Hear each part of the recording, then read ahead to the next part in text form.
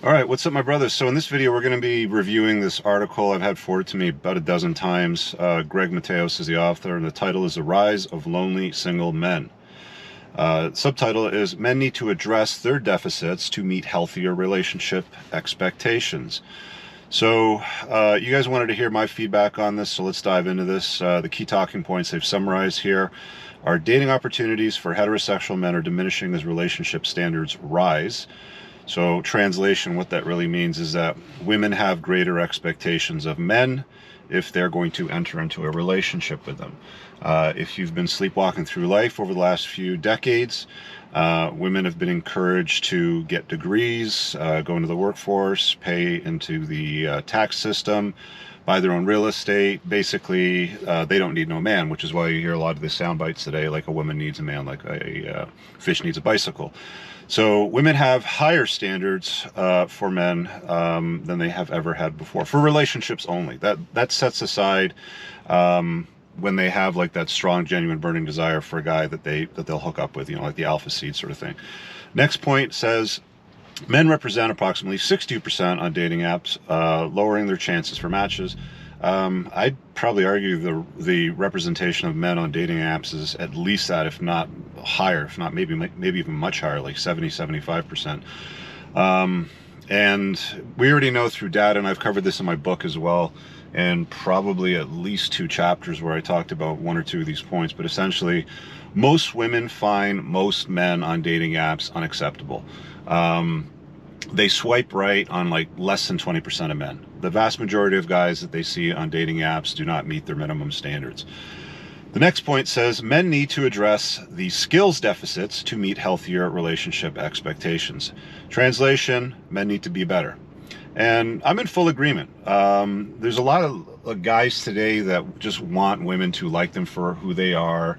They've been fed a steady diet of bullshit through society, culture, religion, family, TV. Just be yourself. Like just be a nice guy, sort of thing. And that ain't enough, especially when women are doing better. Women are hypergamous, so that means they only date across and up. So if 25 years ago, the average woman was here, but now today the average woman's here, they have the expectation the average guy that they're going to deal with is at least here or higher if they're going to get into a long-term relationship with them. So let's read this. This gentleman says younger and middle-aged men are the loneliest they've been in generations, and it's probably going to get worse, 100%. There was some stats that I covered in one of my Unplugged Alpha podcasts, and if you're not subscribed to that new channel, just search for it on YouTube. It's the Unplugged Alpha, based on the title of my book. And something like a third of men today, it's somewhere between 30% and 33% of men today are pretty much sexless up to the age of about 29, I believe what it was. So they're getting 0 to no intimacy for the most part, whereas the vast majority of women, they generally are.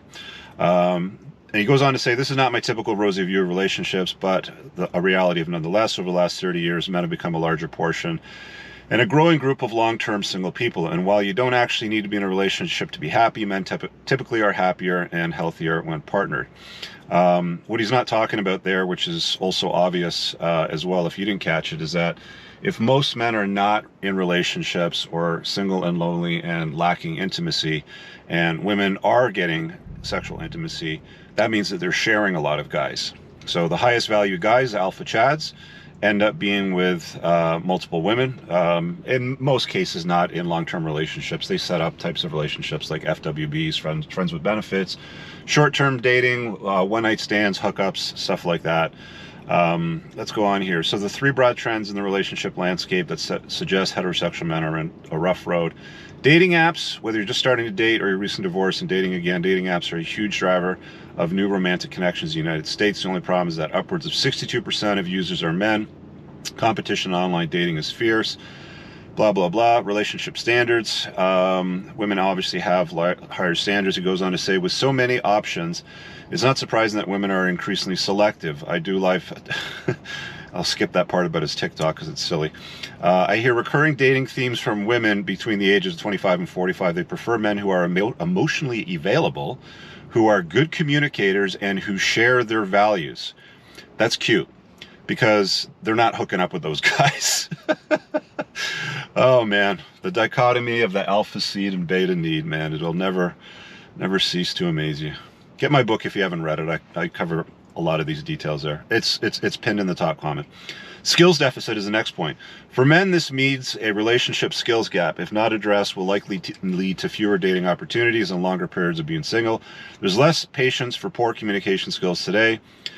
The problem with men is that emotional connections is the lifeblood of healthy long-term love, and it requires all that. Just learn how to talk to her. Learn how to communicate, Bobby. Why don't you know how to communicate, right? The skills of families, yeah, okay, well, look, men are not properly taught what women respond to. That's what I'm going to boil it down to. Women will respond to certain inputs very, very well. Okay, and I've been talking about it on my channel and my podcast for ages. I cover it in great detail in my book. It's going to take hours to get through everything. You should, if you're new to my channel, make sure you go through it. But I'm going through this to sort of touch up and add some feedback on it. There's probably no chance of stemming, blah, blah, blah. Okay, the algorithms are becoming increasingly more complex than dating apps. I have a very interesting story from an insider on a dating app, which I'll tell you in this video. Let me just finish this. The algorithms are becoming increasingly more complex than dating apps. One result is that great matches are on a rise. One dating app, Hinge, found that through beta trials, 90% of users rated their first guy positively, with 72% indicating, okay, blah, blah, blah. How can men reap the benefit of algorithms? Level up your mental health game. Level up your mental health game. What a load of crap some of these articles are. Look, women swipe on dating apps based on the photograph. Probably the first photograph they see. They generally don't go through the other ones if the first one's not appealing to them. They generally don't read the bio to see what you're doing, what's going on in your life. Are you interesting? They're generally swiping on the optics of attraction. This moron here says, how can men reap the benefit? Level up your mental health game. So if you're a perfectly mentally healthy gentleman, 100% ticking off all of their BS boxes, but you're unattractive, do you really think she's going to swipe right on you? You know, if you're overweight, if you don't have style, if you dress poorly, your photograph sucks. I don't know, man. Why do these people purport to be experts, but sometimes they give some of the shittiest advice. All right, so let's move on from leveling up your mental health game, guys. That means getting into some individual therapy. Oh, there it is. They want to sell you therapy sessions. It means valuing your own internal world and respecting your ideas enough to communicate them effectively. Blah, blah, blah. This is not good advice at all. It means seeing intimacy, romance, and emotional connection as worthy of your time and effort. Okay. Ultimately, we have an opportunity to revolutionize romantic relationships and establish new, healthier norms starting on the first date. It's likely, blah, blah, blah. Men have a key role in this transformation, only if they go all in. It's going to take that kind of commitment. When will we step up as men? Oh boy. All right. Well, look, guys, there's a few things this dude is absolutely right about, and one of them is that men are not meeting women's standards. Women's standards are, well, let's talk about women's standards first, and we'll talk about men in a second. Women have exceptionally high standards of men when it comes to long-term relationships. I've mentioned the 6 6s before. Let me recap it. I was at a party. This woman said to me, Rich, you've got the 6 6s. I want to introduce you to my friend Becky. I said, what are the 6 6s? She went on with, you're 6 foot tall, 6-figure income, 600 horsepower car. And then a few of the others are 6-pack abs, 6 inches in the pants, 6 months out of a relationship, blah, blah, blah. But the truth of the matter is, it doesn't end at 6 for women. Okay, they keep going. Must be alpha, must be funny, must be caring, must like pets, must be clean, must be blah, blah, blah, blah, blah, blah, love my parents, love my whatever, right? Like the list of requirements that women have is a very, very long laundry list. And if you just take one on that list from the original 6 6s, which is being over 6 foot tall, and what most men have seen on dating apps, and they'll co-sign this 100%, is women want a guy that's over 6 foot tall. But sometimes it doesn't even end there. Like, you'll see some of the bios which will say be at least 6 foot 2, right? Now, the amount of the North American population that's at least 6 foot tall is something like 14.9%. It's not that high. Now, the amount of the North American population that's over 6 foot 2 is less than, I think, 7 or 8%. A very, very small percentage of the North American population can meet that very tall requirement that women have for men. Women need to change their standards, okay? Women are delusional in the sense where they think that there's an army of men hiding somewhere from them, like battalions of men that are tall, strong, virtuous, funny, good with pets, want to be a father, like children, will adopt her children, will buy her shit, give her free shit, you know, be competent, can fix tires, can defend her if a bad guy breaks in the house, like all these items. Like, they legitimately think that there's a abundance of men out there and they're not finding them and they're hiding from them. But the truth of the matter is, there's a very, very small percentage of the male population that can meet all of the expectations that women set for men. And one of the problems is that women need to change their expectations.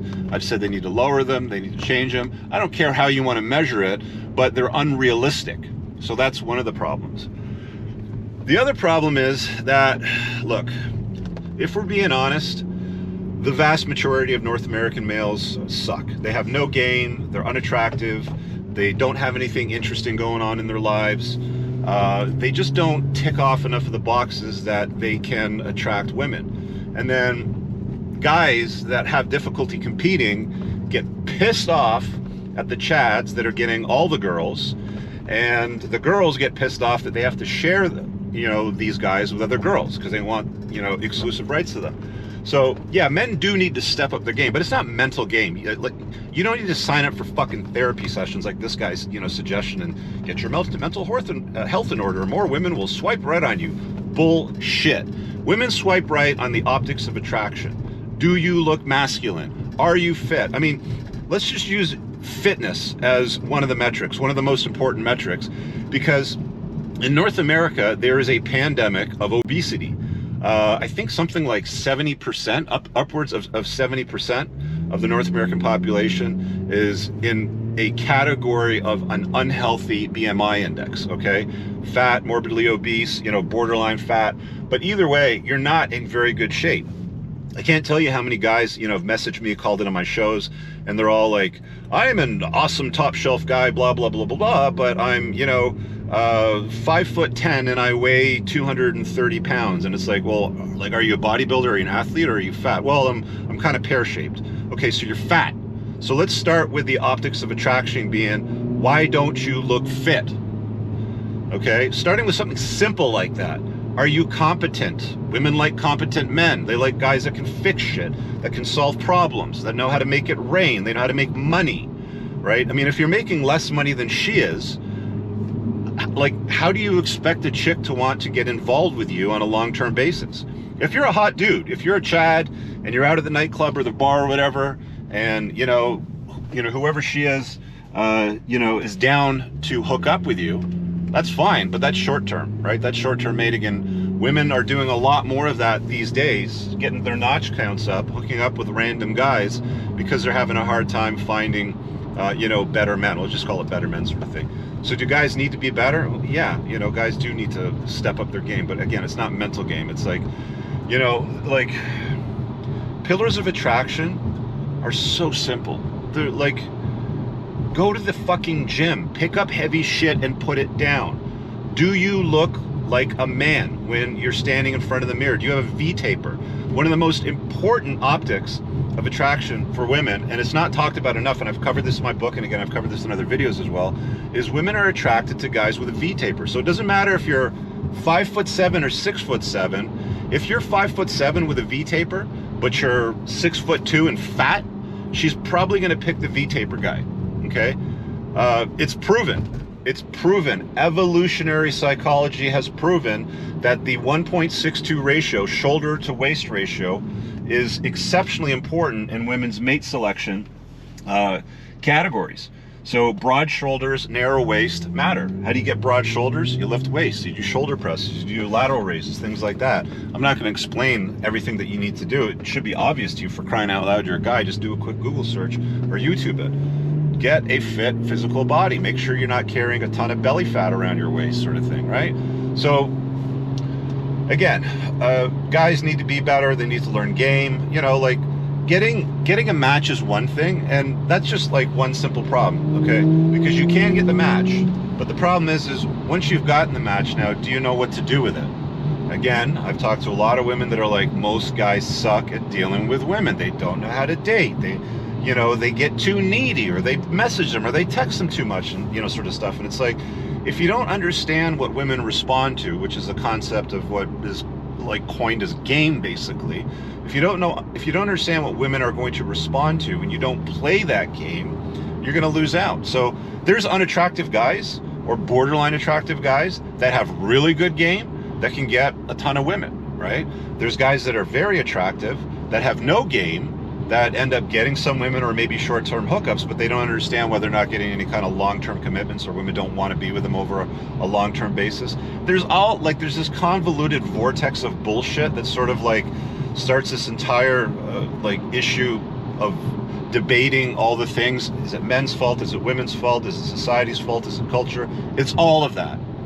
But in response to this article, bullshit, you don't need more therapy. You really don't. Honestly, most of you guys out there would do far better with women if you lost weight, would be making more money, would be if, you know, you're competent and funny and you've got something going on in your life. You know, I've said a ton of times, you know, you can do anything to women, you can do anything you want to women except for bore them. And I've had a lot of consults with very, very, you know, successful guys. They're usually older guys, you know, 40, 50, 60s, you know. They've had good exits. They make a lot of money in their business. They do really well in life. But they're like, oh, you know, Rich, I'm struggling with women. I don't know what to do. You know, like, where do I date? I was married for 20, 25 years. And it's like, this is new to me and it's not working out. I'm not getting second calls. And it's like, they're in good shape. They've got money. They're good looking. They have style, but they're not interesting. And it's like, okay, well, if you're not interesting, then what do you offer to her? Because if you're an older guy and you want to date younger, more attractive women, which is what most of these guys want to do, and you got nothing going on in your life, what are you going to invite them to come and do with you? Sit around and watch Netflix? To go for a walk? That's it? That's what you got? That's your game? Right? Like, why don't you have hobbies? Why aren't you doing something that you can invite her into? A buddy of mine, I think he's 55 now. He owns 2 planes.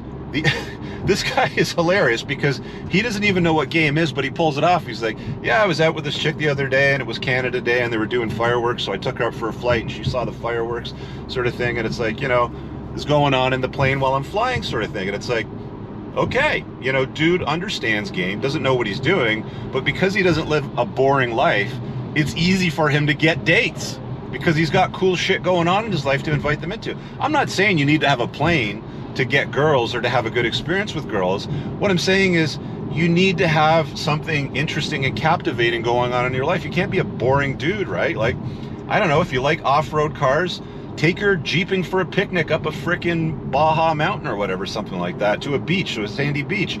I don't know, like, whatever your hobbies are, you got to have something going on. Women don't generally want to invite you into their hobbies. When you're dating on a long-term basis, you need to invite them into your interesting hobbies. Anyway, man, like, this video could go on and on and on and on, and I need to cut it off to get it to the point. I think this is a shit article. I think the advice generally, like, the observations are there. I don't think they're as accurate as they could be because really, you know, I've already covered it. And, you know, the solution is a shit one. You don't need therapy. You don't need somebody to tell you, you know, this, that, and the other thing will get your mental frame right and girls will swipe right on you. Women don't swipe right on your mental frame. They swipe right on the optics of your hotness. Are you a hot guy or not? That's what they're swiping right on. Anyway, there you go. Psychology today. That's why I don't follow that shit. Leave a comment below. Let me know what your experience is on this topic. In the top pinned comment, there's a bunch of useful stuff. My book, my supplement line, all that kind of stuff. You want to request or sponsor video, it's all there. Go check it out. We'll see you guys in the next one. Peace out. Have an awesome day.